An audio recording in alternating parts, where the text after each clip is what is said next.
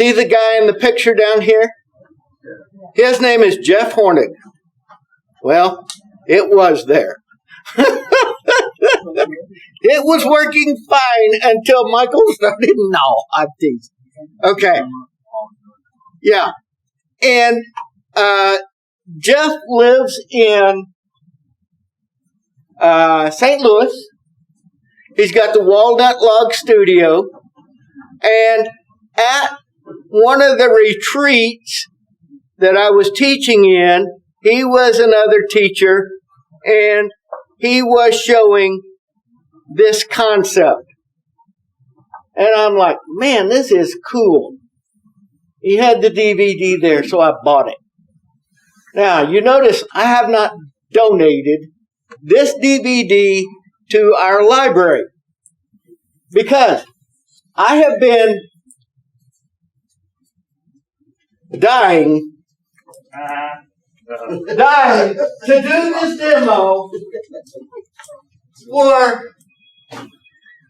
multiple years. Because the retreat we were both teachers at occurred in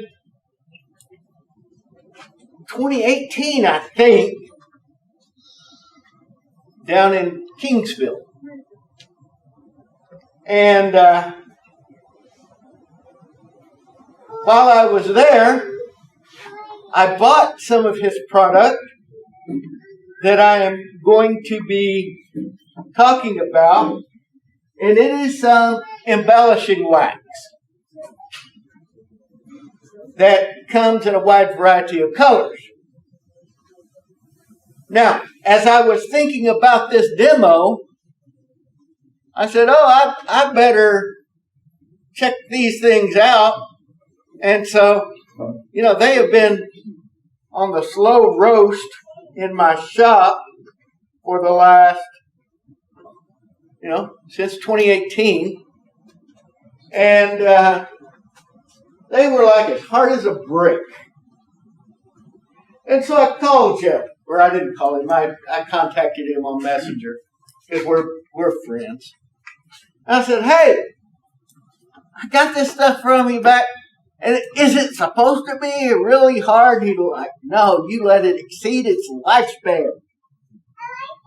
I said, well, what can I do to bring it back to life? He said, add some mineral spirits, but don't add too much. Well, very, very scientific. Yeah, well, I'm like, how much is too much? Well, apparently how much I added was too much. And as you just witnessed, when I opened this jar up, I had to go there and pour some more out. But you can get these from several different places. I actually went to Hobby Lobby to see if they had anything like this, and sure enough, they did. It's the Deco Art Metallic Luster. I'll get it on the TV. And they had about 5 or 6 different colors. And you could see that it's just super pricey, $6. And so I bought the white because white goes with everything. All right. The first thing I noticed when I watched the video some 3 years ago was, you got to have a lot of different stuff for this. And some of it is pricey. Because to be able to do this, first of all, you have to have the texturing tools. And I've got 3 different texturing tools. This is a Wagner texturing tool. I actually have two sizes of these. It's just a knurled knob that rotates. I went ahead and bought the Sorby texturing tools, and they've got two sizes, a small and a large. And when you get the texturing tools, they come with an attachment. Now, Jeff in his video says take the attachment off. But finally, this morning when I got the instructions for one of them out, I discovered, oh, you can do cross-hatching with this. You've had this since 2018 and just now read it? Well, no. Well, I kind of look at pictures, and, it might have been that I looked at this side, and I'm like, yeah. And, I didn't turn the paper over, but it's a really cool tool. Now, the thing about this is, this tool, with these three additional cutters, is like $200. Okay. Now, I don't recall how much this one was, but I bought them at the same time. And, it was,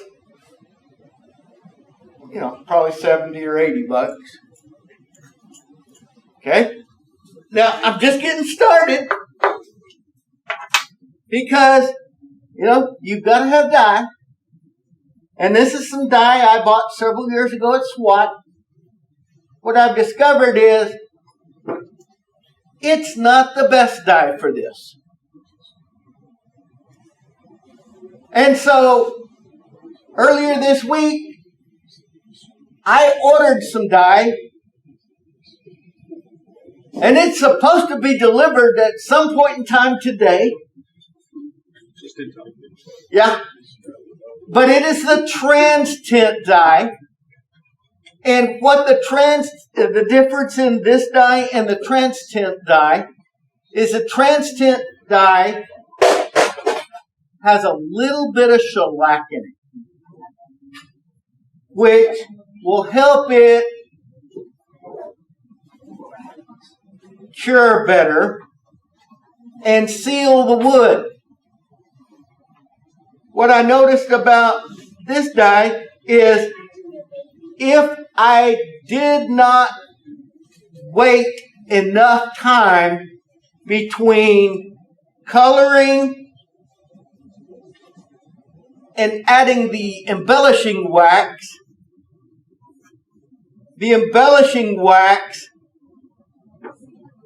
picked up quite a bit of the color of the dye. And I'm going to get up and grab this one for a minute. We're going to zoom in on this if it's possible, Michael. Okay. I noticed that on this one that Ron's going to get that, when I put the white filler in, it picked up a lot of the pinkish red or pink color. I didn't have that trouble on the cabochon because I probably waited a little bit, or I probably used too much color on the turning. And basically I made just about every mistake in the book on this. Because if you look at grain orientation here, I'm doing this box cross grain. You know, the grain of the wood is running this way. So I've got end grain, face grain. Well, one of the things I notice on that is because you've got different, I'm going to say hardnesses, because end grain is harder than face grain, you know, it made the pattern vary more. I turned this out of maple, which, you know, end grain maple is pretty hard. There are spots on it where the texture didn't take like I wanted it to. But I thought a really cool feature of this was the cabochon.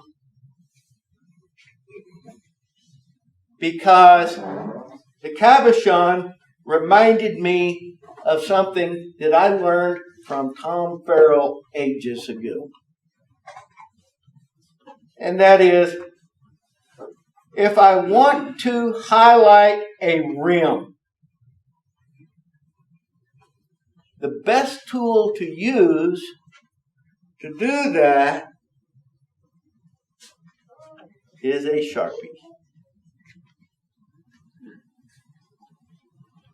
And so, what I'm going to do when we're turning here is I'm going to start off with cabochon. This is way too long. I know that.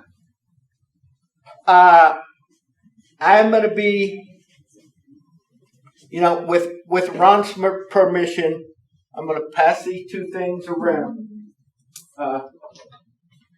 And Andy's permission. Okay? Different tools produce different textures. I'm going to talk about that here in a minute. I'm going to get real close so that maybe everybody can see this while I'm talking about it. Okay. This effect here is an orange peel effect. Okay? One of the things that we're going to get pattern-wise, hello, there we go, is we will get these really cool spirals. And we're going to talk about one of the tools that we may have in our toolbox that we really, it's probably underutilized. So, I'll pass this around also.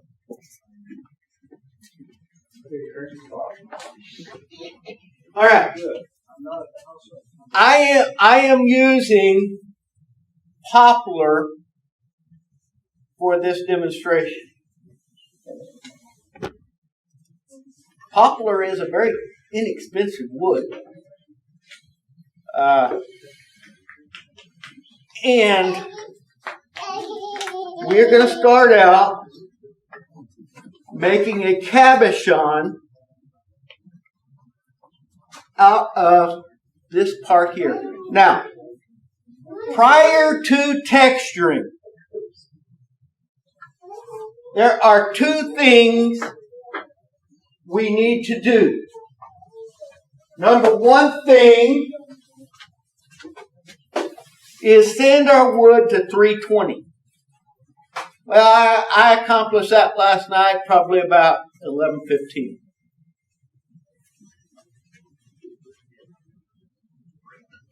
Because that was the last thing I did on this piece prior to putting it in the back. Okay. speed is an important aspect of this. For our smaller tools, we want the speed to be running around 500. Okay? Now, I want to introduce this where it's on center, and I notice I was just a hair low. So I'm going to do that. And because of what I learned the last time I demonstrated, I'm going to put on a face shield. Because I've already knocked this off one time. This is one of the chucks for bottle stoppers. Bottle stopper chuck. So it's threaded on the inside. Well, poplar is a very soft wood to begin with. Not real dense. So I would suggest after you've cut the threads, take it off, run some thin CA down in there, let it harden, and then thread it back on. Don't do it while it's wet. Alright, so we're going to make some texture on here using this particular wheel. I should have pulled it back out just a little bit. Alright. So I've got my speed set correctly. I'm going to hold this at a little bit of an angle. And I'm going to go until I see the pattern start developing. Okay. Because I was holding it this way,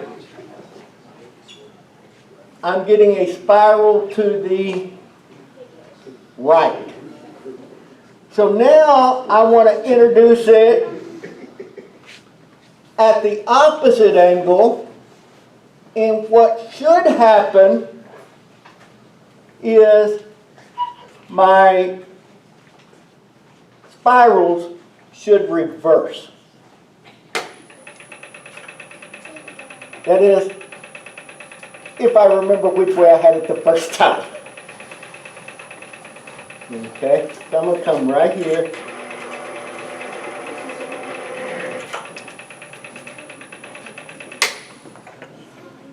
Yes, some little tick marks going the other direction. Okay? Now, I'm going to take the Wagner tool, and I'm going to kind of run it in just a little bit of an angle right here. Now, if you look at what I've got, we can see 3 different spirals. Well, how could I accentuate this design a little more? And that would be to put a boundary edge between, let's call them the features. All right, so I'm going to scoot this up a little closer. I'm going to use a 3-point tool, which I heard in the last 2 weeks. Oh, we got this 3-point tool. I wish I knew what to use it for. I didn't mention any names, did I? Okay. I just don't use those things catch so easy. It's really Oh, no. So, there's one that I put right on the edge. I'm going to line it up. You can also do this with the skew. I know. But a lot of people have done these,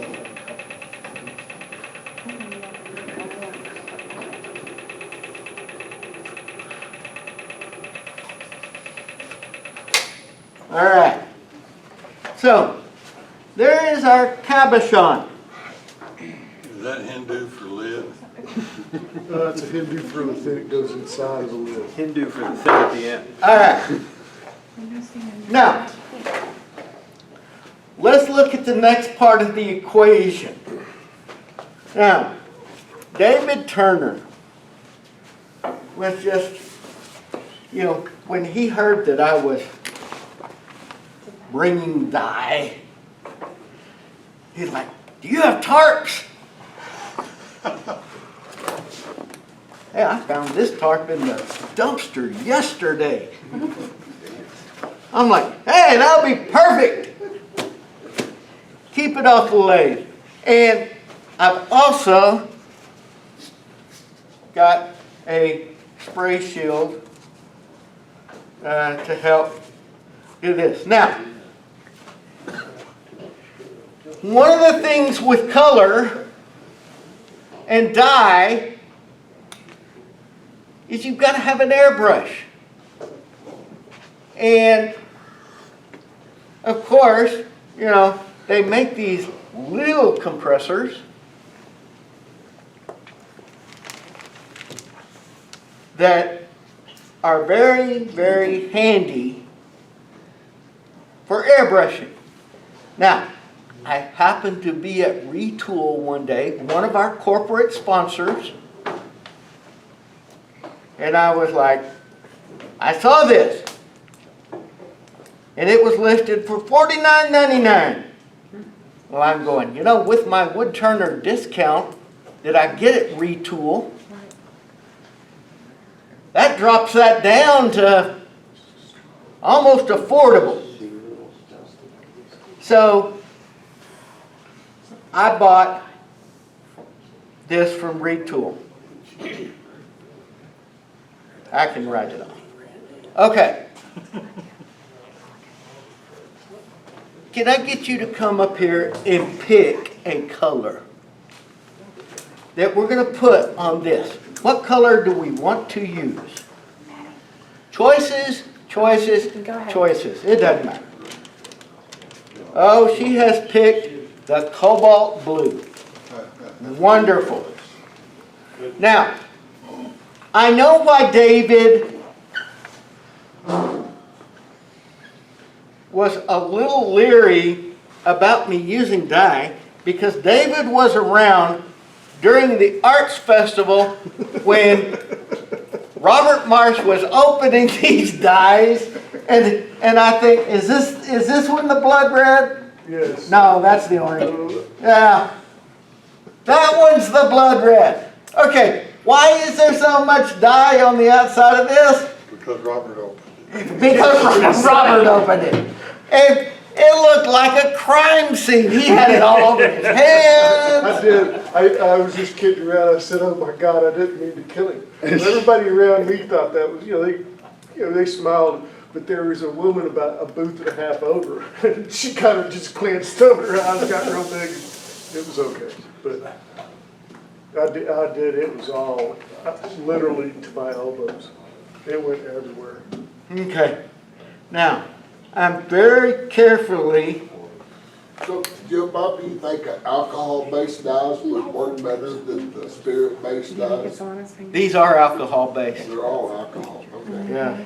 Okay, now, in the video, Jeff says, wear nitrile gloves.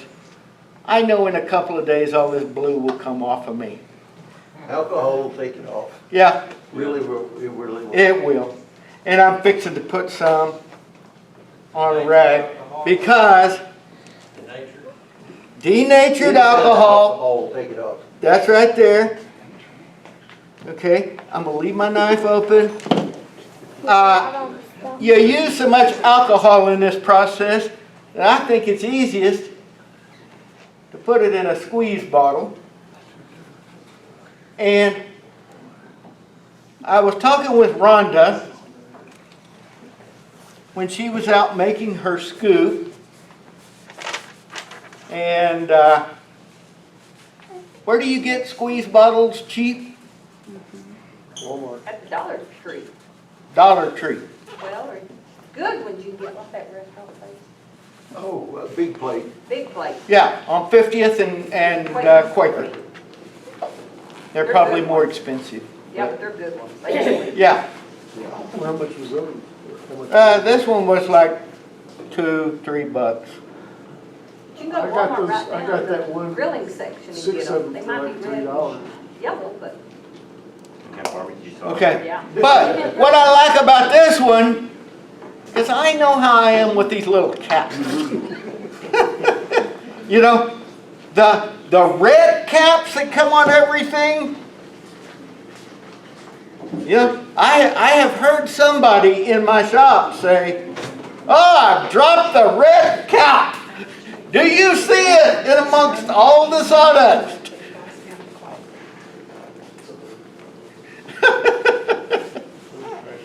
All right, so I've got most of the blue dye off my hands now.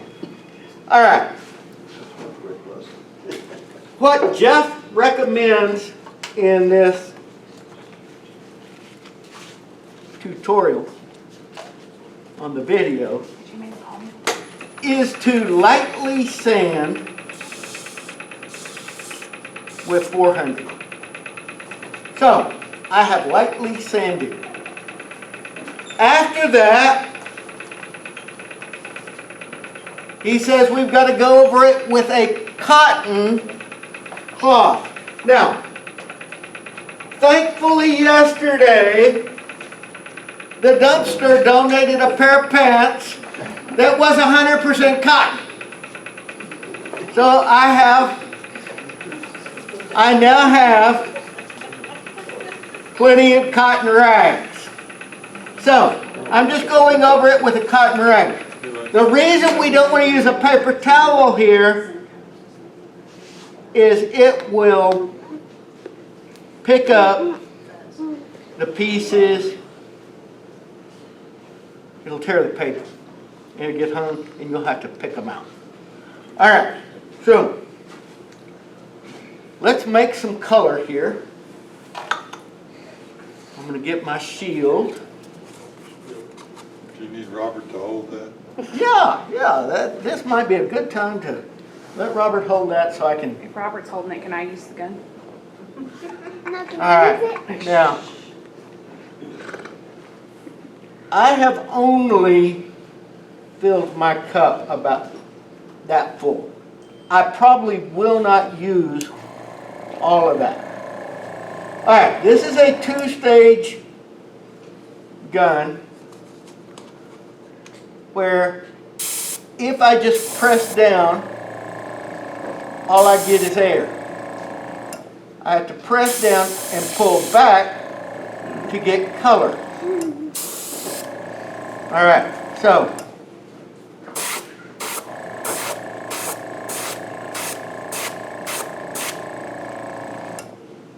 okay, I'm going to turn it.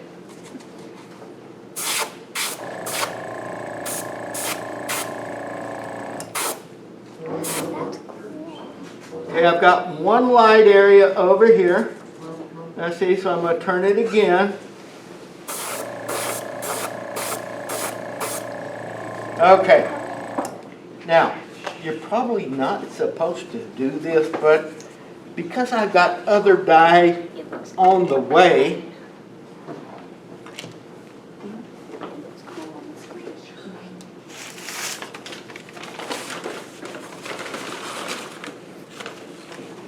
I am going to pour it back in the bottle.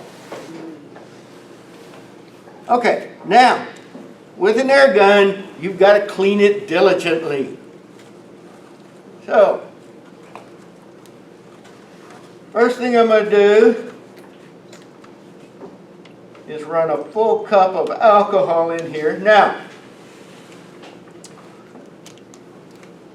I'm saying this for the benefit of the youngsters in the room. Denatured alcohol will kill you dead if you drink it. Okay? You know, some people see the word alcohol and they go, oh, you know?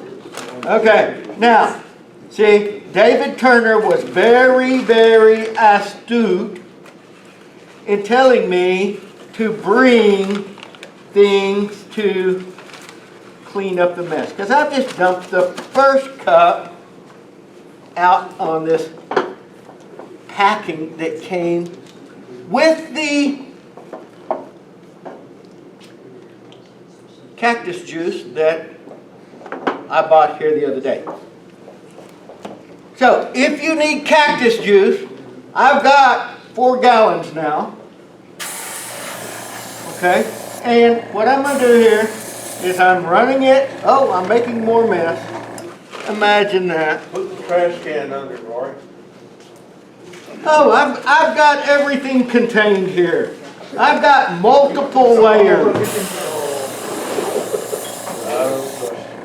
He doesn't trust me. Oh, you know, David has never seen me make a mess.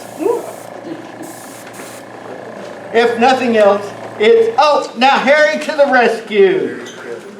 Harry to the rescue. Okay, so I'm going to put this one in the trash can. With it being alcohol, it will evaporate just next. See, I even came prepared.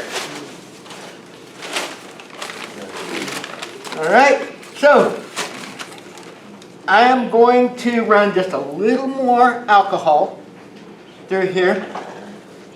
Rhonda, since her previous life was as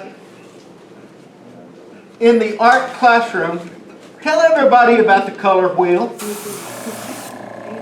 What color is mixed or opposite? Yeah.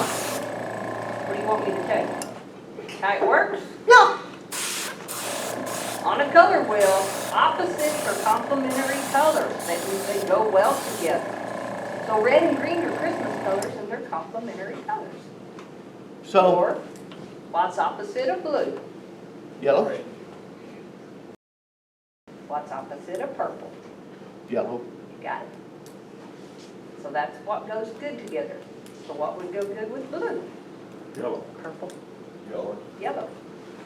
yellow. Okay.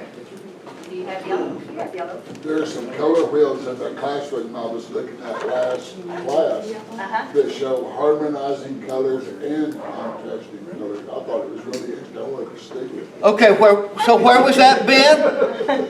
It was in our class at Burgoon Art Center, hanging on the pegboard wall. Ah, yes. Well, maybe we should take a picture of that and post it on our Facebook. Well, I imagine, But me, I like earth colors. I would put blue and green together. well, Because blue and green are earth. okay. I may not be either. Anything. You Okay. put it together, it goes together. I hate orange. Okay, Yeah. Purple? I'm not ready for the other color yet. okay. Okay, I'm gonna go back over here. all right.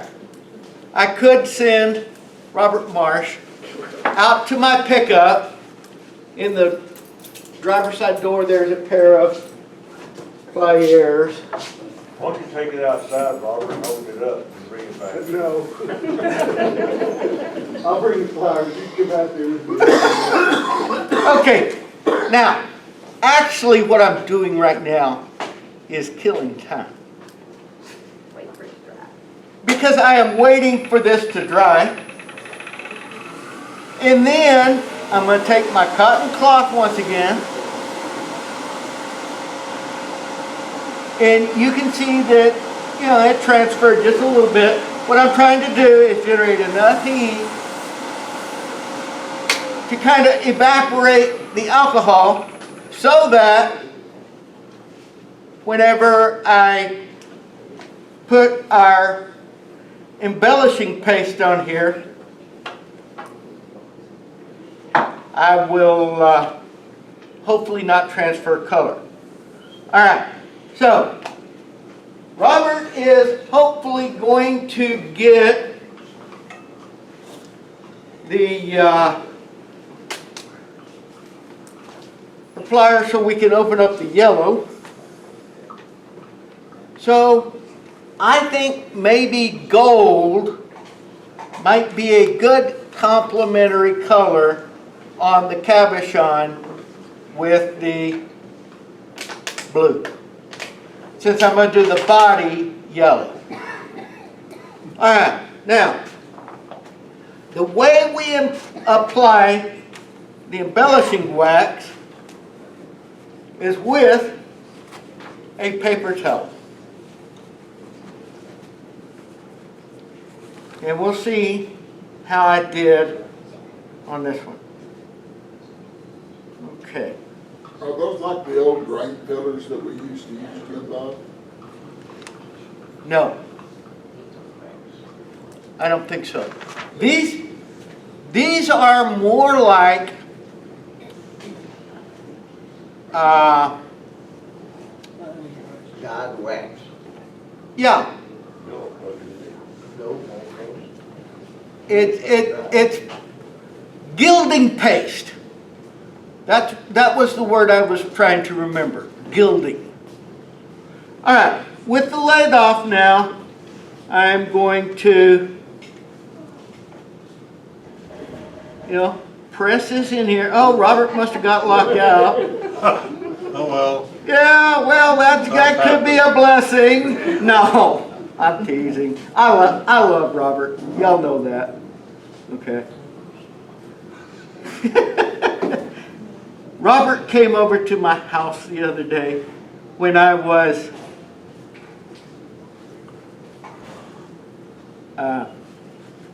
just finished assembling my granddaughter's swing set.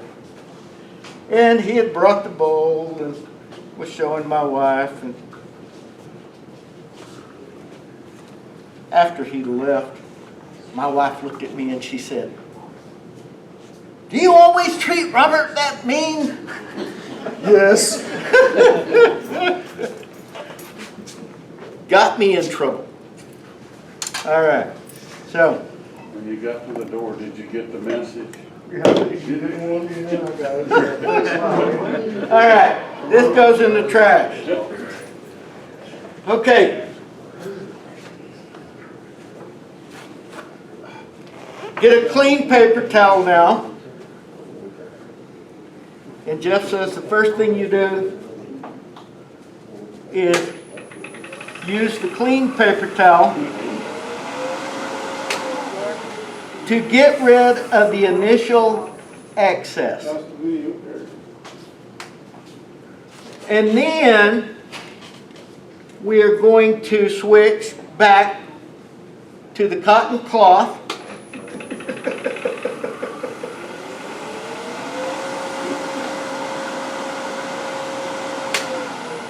And this is just me.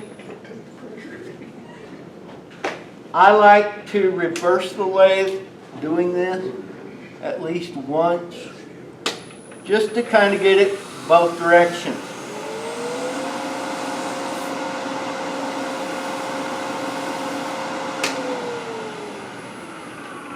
All right. So now we can look at it. Okay, I missed one of the deals just ever so slightly, or one of my accentuation lines, but I think it looks pretty good. So now I'm going to slow the lathe down. I'm going to get it going back the correct direction. I'm going to remove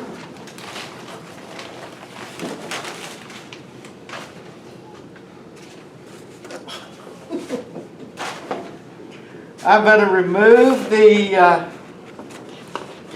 protection. Throw this over here. Put the cap for my air gun or airbrush over here. Now, I would be remiss if I didn't say this.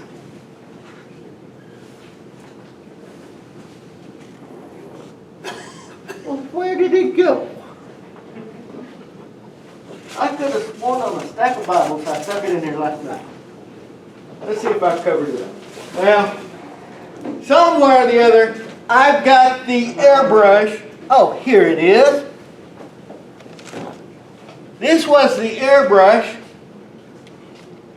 that came with this compressor. So, if you want something like this, I'll sell you this one for under $5. Hey, Laura, pay attention.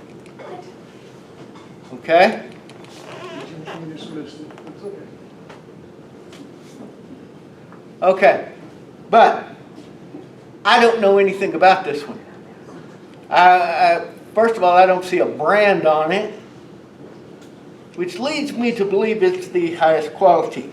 Now, I'm going to talk a little bit about this one, because I have picked Jeff's brain more than once on this. Because I said, okay, after watching the video, I know I need a fairly decent, probably not top of the line, airbrush. So I got a hold of him and I asked, okay, what airbrush and where do I need to get it? He said, your best bet is Hobby Lobby. And I'm like, okay. And this is an Iwata airbrush. I think it sold for around 100 and something. So, you know, you start adding things up here, you know. I've already got probably close to $500 in this project, and I've been able to do this. How long have you been a factory rep for Woodturning catalog? Yeah, well, What kind of pressure do the airbrushes run at? 30. 30 pounds? 30 pounds is what they recommend. Okay. If you sort of try this out, I'm not kidding you, the original airbrushes were done, was just literally take a perfume dispenser and a straw. Yeah. And that's all it takes, if you just want to try it out. Because you Yeah. don't even blow that full blast, you just push it down so much. And Yeah. You You're not don't using ever 30 hear. pounds, no. Yeah, it's just a verbal- When Jeff is demonstrating this on the road, working with groups, teaching them how to airbrush, he has them use blow tubes, which is just a foldable thing. You take the stick and stick it down into the die, and it's got a blow tube that you, and it works off the Bernoulli principle, because when you blow through the tube, it creates a negative pressure and pulls it up and you blow it out on there. Now, I want to say this intentionally. Physics lessons.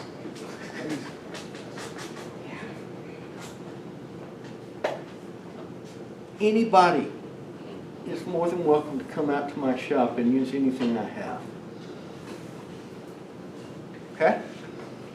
For those people that use a spray gun or normal spray gun on a regular basis, Todd Raines sells an airbrush with a trigger that works just like an air gun. Really? Yes.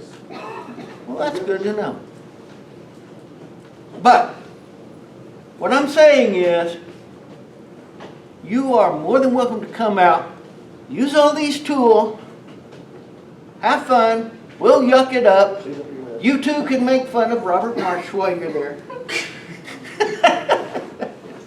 I appreciate Robert. He's a great guy. Okay, now, once again, I have been killing time. Okay, next thing I want to do is put the accentuation mark using the Sharpie. Now, first of all, because I shake really bad, I'm going to utilize the tool rest to do that. You don't want to use the point. This is a new Sharpie. And so I'm just going to bring it on here and transfer the color to the edge. I'm actually going to put a little more than I think I'm going to need. Okay?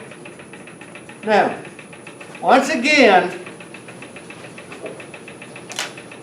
I have to kill time. And so, I'm going to talk about what I finished with on this. And this is just the spray lacquer.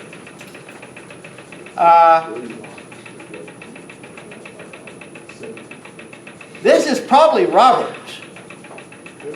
Yep. Because it's been sitting around in my shop. And, you know, he uses my stuff, I use his stuff, it doesn't matter. All right, so the spray lacquer. Speaking of one thing I remember, do you remember that little bitty scroll check is?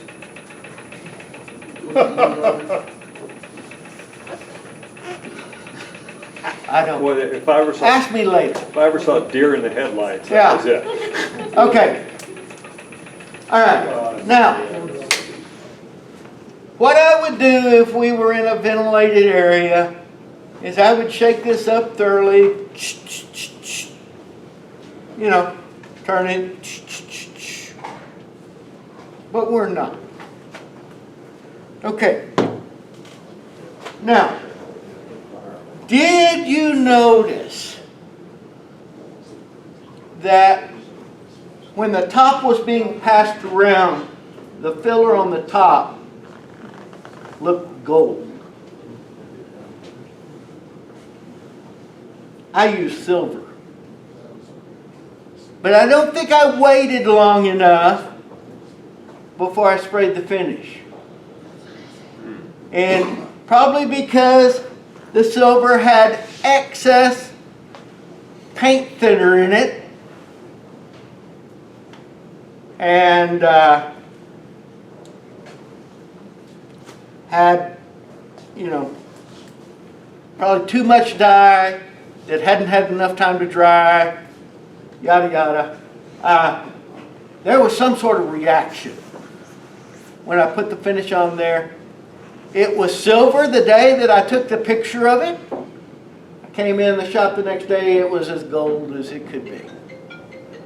Okay, I don't know who that is, but they can call me back later. Can y'all hear that? Yeah. Okay. All right. So, now I have sprayed, you know, 2 or 3 coats of this, and I'm ready to part this off for later use. So I'm going to use my thin kerf parting tool. Looks like I need to raise my tool rest up just a little bit. It's probably good. Put my face shield back on. Speed the lathe up a little bit.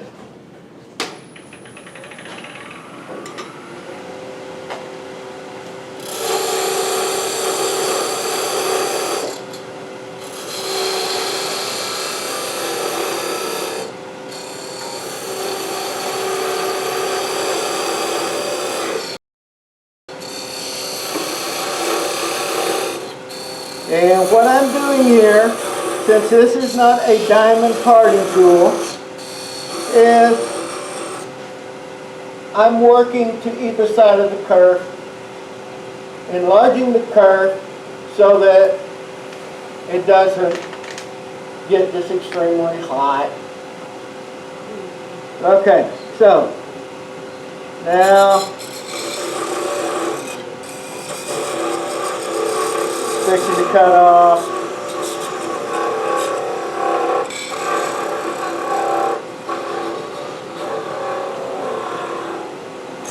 There we go. All right, so now I've got a decorative cabochon with embellishment and accented the embellishments. Texture. Well, I've embellished the texture. The elements of it. All right, now, you can see that this just uses an extreme amount of wood. Now, I will say this, Jim Burt has made, Robert, several extruded stars. Correct? Well, I got it. But what I was gonna say is from now on, what you're gonna get from me is something like that. Because I'm not gonna cut sticks off because then they get to where you end up wasting a big chunk of that. So I'm just gonna cut you off a few cabochons, and you can either join them on or something or put them in your whatever, but I'm not just gonna waste that stuff anymore. Yeah. And so, you know, Fair enough? this is kind of a minimalist approach. Now, as I was preparing this demo, I'm like, okay, what could this technique be used for? You know, obviously, Jeff uses it for bowls. And you can see I've brought a bowl.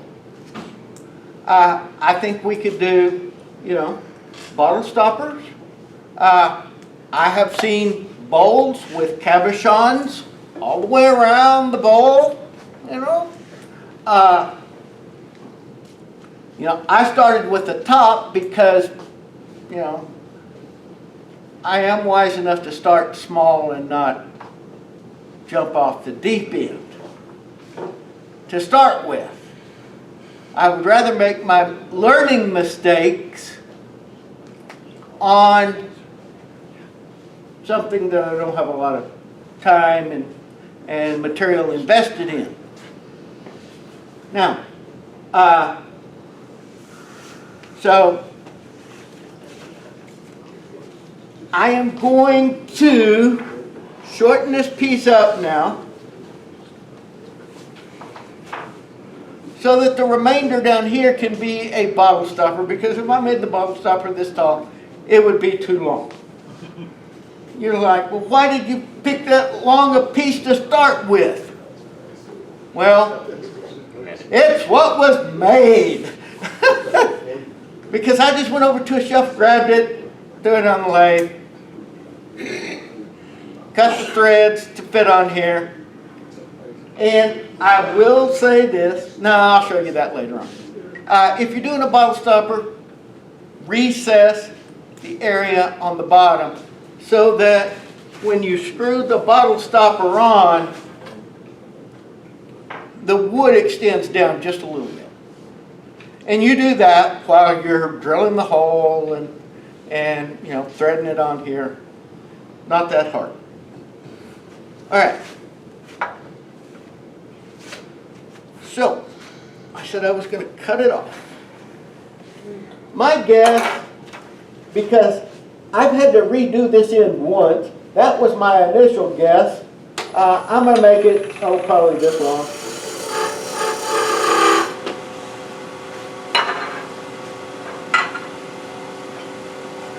And because when I was doing this the first time, or doing something like this, the first time was when I twisted it off prior to having super glue in the threads. And see, I've learned more than one thing. Okay. Now I can be a little more aggressive with it.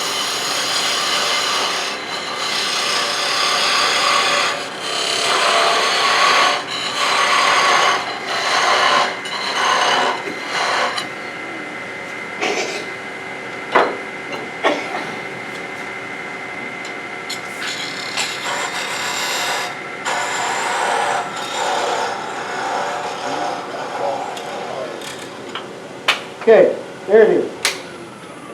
Now, David will be happy to know that I didn't spill any dye on my tarp. I'm not worried about you talking. All right. So, that I don't trip over it, it's over there now. Okay, now I am ready on the top of this. bottle stopper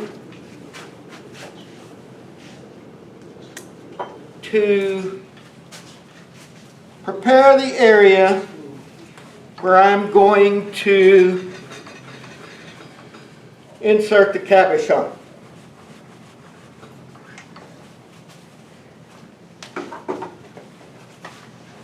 I took the time to get rid of the elbow gore, and now I'm using a negative red scraper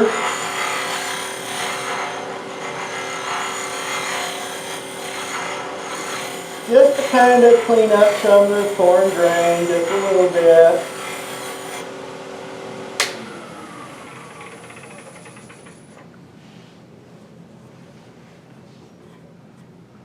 Okay. I'll probably eventually change that shape just a little bit, but starting out, I wanted it like that. Now, did Laura walk away with the cabochon? I didn't even touch it. But it's on the table in front of you. It is. Oh, I see it now. It was hiding underneath the tool rest. All right. Now, what is it that you say anytime I can't find something? It's where you left it. All right. So I am setting my calipers to the outside diameter of the cabochon. Now, if I utilize the points, which I should have brought one of my better ones, because you can see that I've just about worn my points off of here. So, you know, I've slowed it down. I'm going to bring this up and kind of see where it needs to go by trial and error. Because what I really want to have happen is I want the ring I'm going to scratch with this point to match up with this ring over here. Okay, so I'm going to mess up first, okay? All right, so if I go there, oh, I can see it's not matching over here. So, and if I would quit shaking, okay, so I'm going to say that's pretty close. Now, the tool I'm going to use to cut the recess for the cabochon is one of my box scrapers.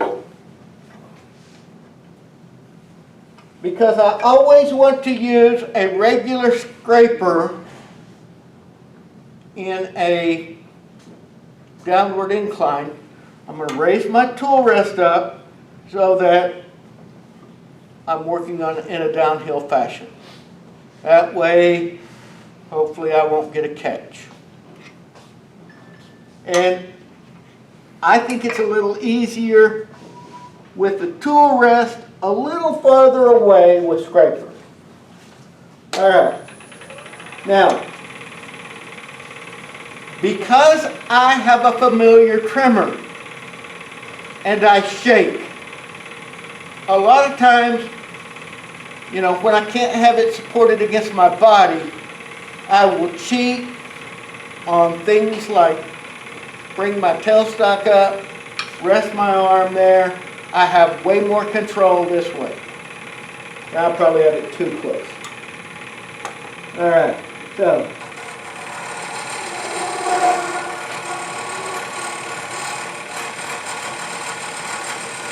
I'm just getting the middle hogged out.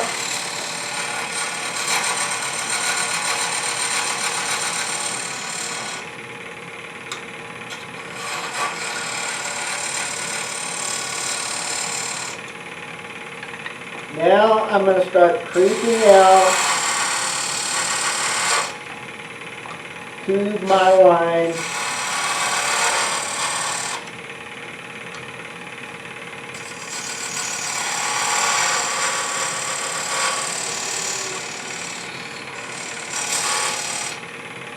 Okay, now, I would typically have tested the fit prior to making that last cut. But this is just a demo, and you know, the good thing about demos is, you know, you can just talk about things. Oh, I've sanded here, you know? This is where I've made it perfect. Okay, so I would check the fit, but I would not press it in because if it goes in too far, I may not be able to get it out. So, you know, I'm just being real ginger with this. Man, how did I miss it that far? I don't know. Okay, so, oh, I do know. One of my points is broken here. Okay, so I need to make it slightly bigger.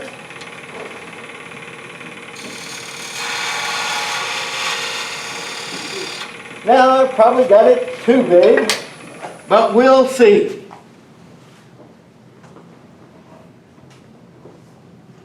It's close, but no cigar yet.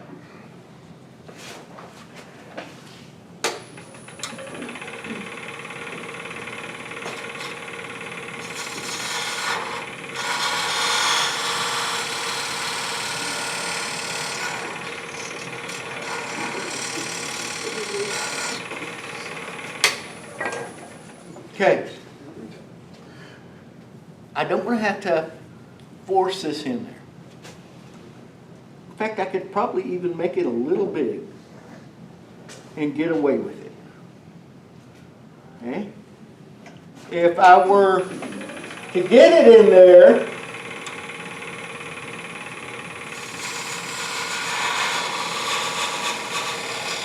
and then need to get it out,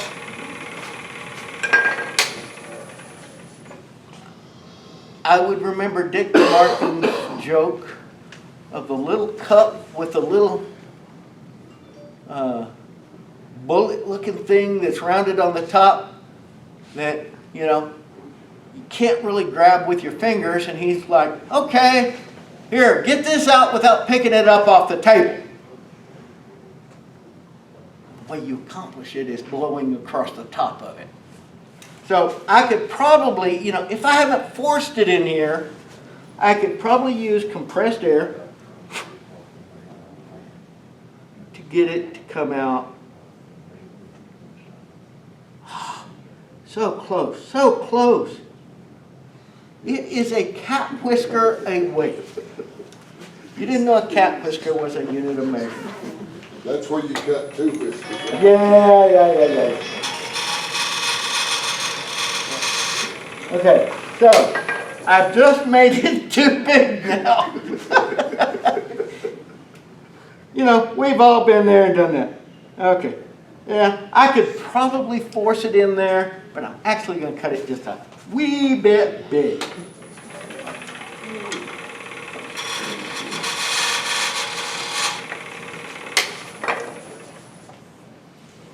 Because I want this.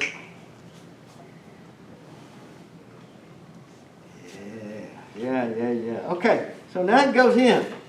Now, what I'm trying to accomplish here is having just a little bit of that black edge show. Because that's when I do this other side in something that looks nice, I want it to, I want to be able to see that black. I think black is a nice highlight. Okay, so now I'm going to shape my bottle stopper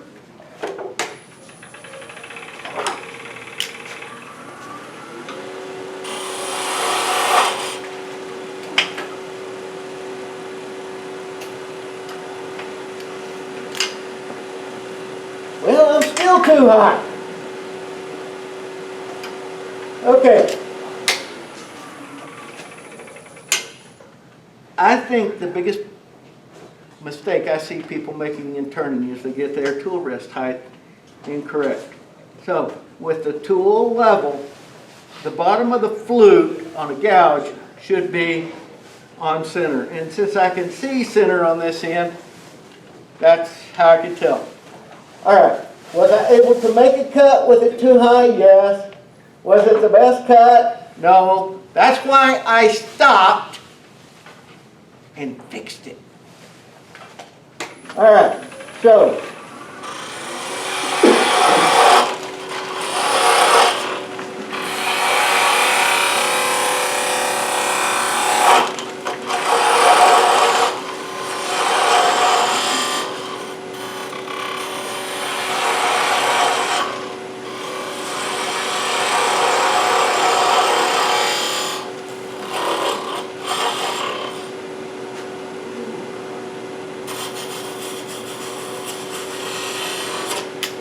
oh yes, we got a catch there.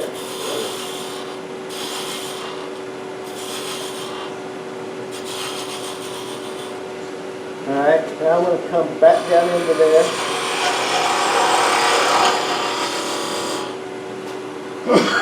Refine this piece just a little bit. Excellent.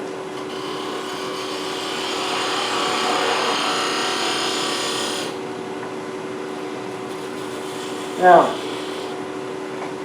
I know I'm not going to get to the bowl, okay?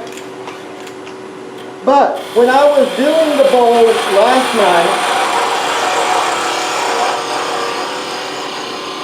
and when I was looking at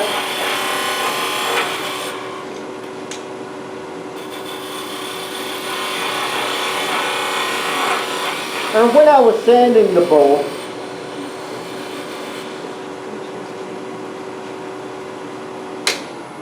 I was like, you know, I focus a lot on shape. I want shapes to be pleasing. I even thought of a good one-liner. You know, I want my shapes to evoke wolf whistles. And the way we do that is by having smooth, flowing curves, no flats, no lumpy stuff,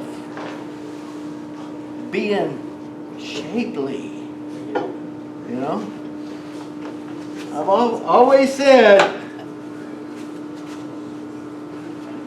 I won't say one of my sexist things right now, okay?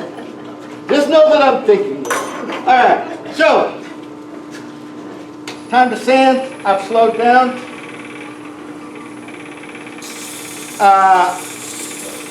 I can start with 120,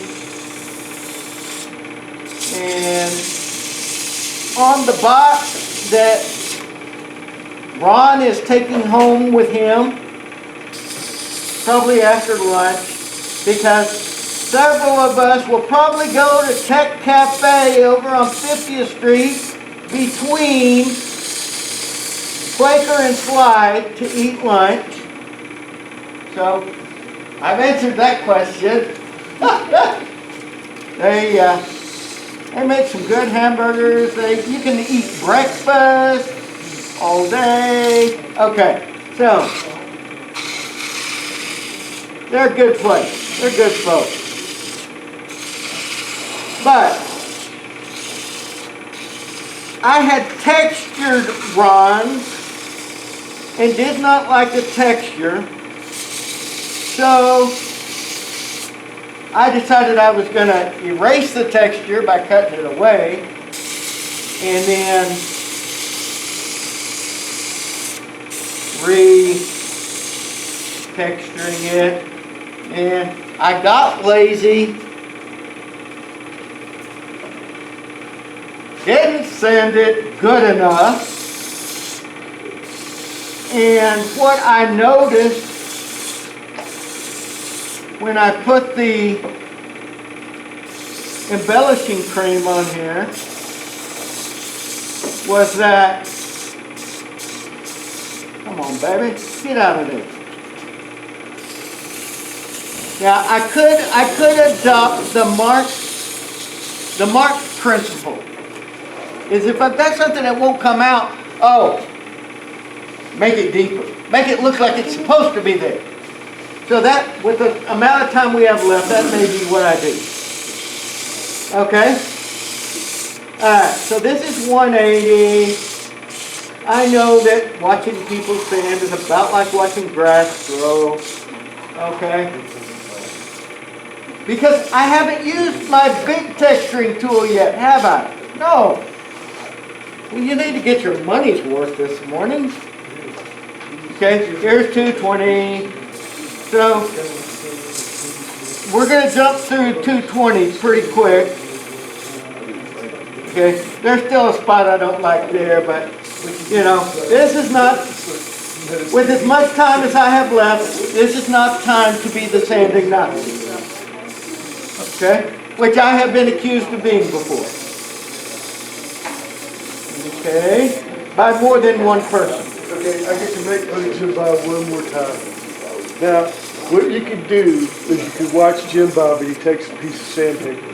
He will stop talking and he will sit over there like he's a Buddhist monk chanting Om Mani Padme Hum, just sitting there sanding back and forth. And I kid you not, he'll disappear into himself 20 or 30 minutes just sanding.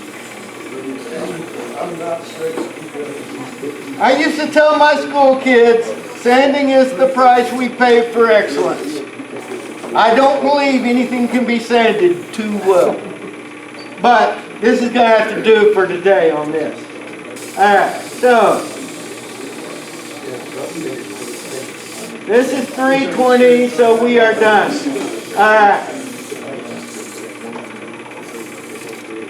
I have to be happy enough. Alright, so now I'm going to use my bigger tool. In his video, Jeff says that he has bought multiple handles because it is a beastly pain to change these wheels out.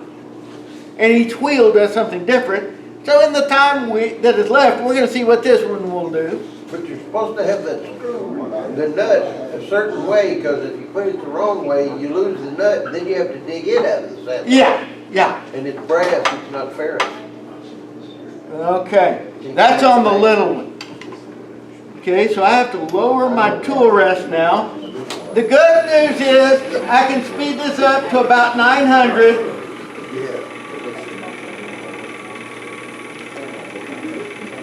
Come on, baby, get to 900. All right, that's close enough. All right, so what I'm going to do here is, I think I want this one at an angle because I want spirals on the top. I would love to have spirals going the other direction. Well, it'll be the other direction from one of them.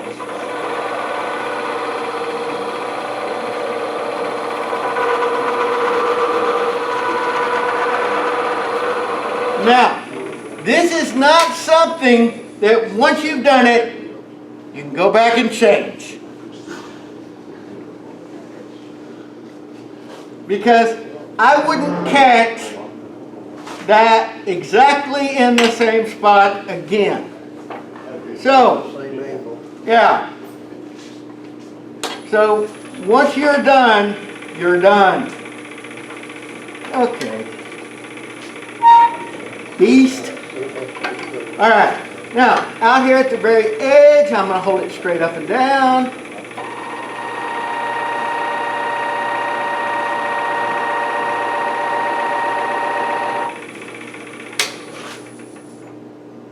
Okay, yeah, I've done that on more than one thing. Covered up. I have two patterns crossing. okay? But I'm in a hurry. It's a feature. So I would probably, change it. Which, I still have the option to do that. Okay.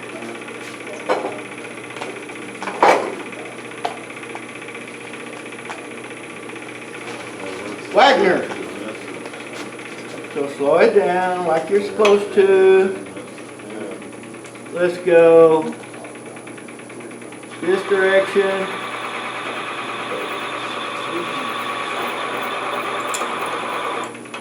And then let's reverse it.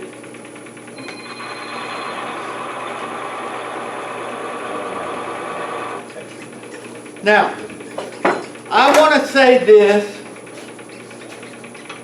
Every time, or no, let me say probably 50% of the time that I am demoing, I am learning something new.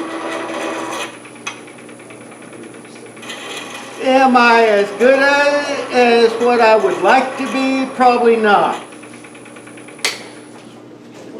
Okay? Now, we've got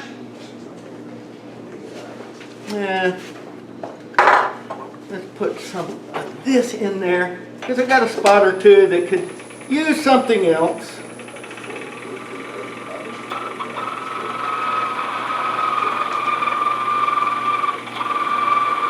Jeff says this makes a horrible noise on bigger things. Okay, let's say that's good. I'm going to take my diamond point tool. Since I know that this is really screwed up right in here, I may want to do two. I want there. I want there. That really sets things off. Now, I personally think this is too busy on this side, but I was in a hurry. And really, a demo is just so that you get the idea. One at the bottom. Okay, do I have two here? Yes, I do. So probably two there would look better. Or maybe even three, who knows? Okay. Well, the problem with three is, okay. Now, at this point, I would sand with the 400, airbrush, dye, and then I would probably glue the cabochon in and spray it all at once. And, okay, beast.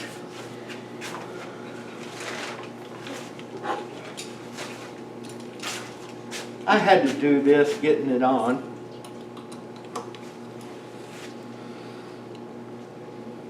Okay, maybe I'm not strong enough. Ah, there it goes. Yes. I didn't super glue it on.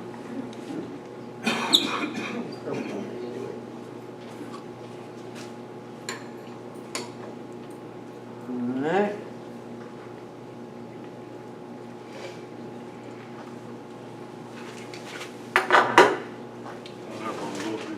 What's that? I don't know where it is. Mandrels? No, I've got, oh, there it is. Tell me what you need and I'll make one. Cabochon in the middle. Wine bottle stopper on bottom. And now, since I have airbrushed this part with a complementary color and used white, I just think it's really cool. Now, one of the things I thought this process might be good for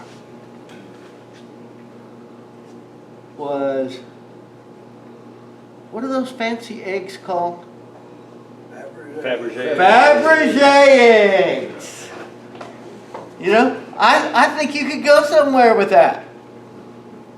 And so, you know, it is what it is. Feel more than free to come out to my shop. It's always a good idea to call first. If you don't have my number, let me text you my card. So, appreciate your interest. If I can answer any questions, you know, you can ask me anytime. Thanks for being here. Rhonda or Laura wanted me to remind everybody that the sign-up sheet, if you didn't get it for the hot dog and hamburger deal, it's over here, and it'll be online too. We'll send out an email. Thanks for being here, guys.